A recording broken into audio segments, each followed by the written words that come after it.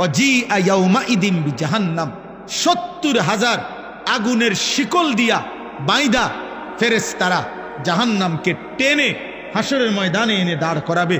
এই হাসরের ময়দানে যখন জাহান্নামের দিকে এক নজর তাকাবে, তখন জাহান্নামীর এই দৃশ্য দেখে জাহান্নামী নাফরমান চিৎকার দিয়া আল্লাহকে বলবে, আল্লাহ আমারে দুনিয়ায় ফেরত যেতে দেন। আল্লাহ বলবে না। এই দ্বিতীয়বার। আর তৃতীয়বার হলো যখন জাহান্নামীকে জাহান্নামে ফেলা হবে, প্রতি মুহূর্তে প্রতি সেকেন্ড রব্বে কাবার কসম মিনিট মিনিট জাহান্নামী শুধু চিৎকারই করবে আর বলবে, আল্লাহ দুনিয়ায় ফেরত যেতে দেন, দুনিয়ায় ফেরত যেতে দেন, দুনিয়ায় ফেরত যেতে দেন। নেকামল করবো রে মাওলা, নেকামল করবো রে মাওলা, নেকামল করবো রে মাওলা। আল্লাহ বলবেন, আমি হায়াত দিছি তো বান্দা, আমি আমার প্রতিনিধি পাঠিয়েছি তো বান্দা, তুমি আমার কথা গুরুত্ব দাও নাই। এইভাবে বলতে বলতে কোরআনে আছে শেষ পর্যন্ত আল্লাহ, এটা মারাত্মক বিষয়, শেষ পর্যন্ত আল্লাহ একটা পর্যায়ে জাহান্নামীকে বলবে, ক্বাল আখসাউ ফীহা ওয়ালা তুকাল্লিমুন, আমার নাফরমান বান্দা আর একটা কথা বলবি না, তুই জাহান্নামে পড়ে থাক, আর কোন শব্দ বের করবি না, আর মুক্তি চাইবি না দুনিয়া যাওয়ার জন্য, আর মুখ দিয়ে আর বলতেও পারবি না।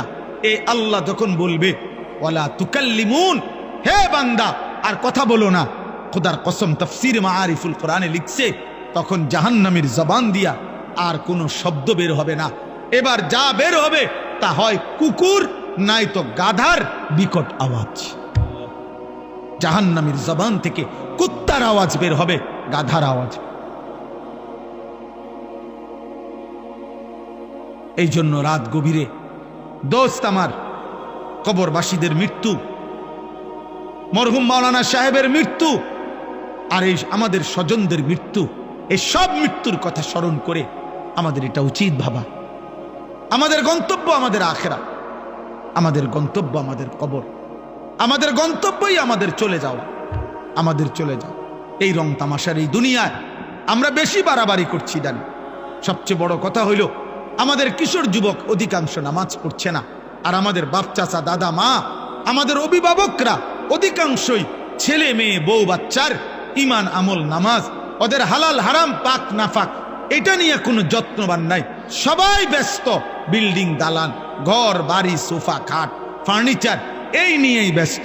আরে বাবা, আপনার ছেলে এক ওয়াক্ত নামাজ পড়ে না, কার লাগা বিল্ডিং বানাইতেছে? আপনার বিবি টোটালি পর্দা করে না, কার জন্য ঘর বানাইতেছে? কার জন্য ঘর বানাইতেছে? কার জন্য মাথার ঘাম পায়ে ফেলছে বলেন?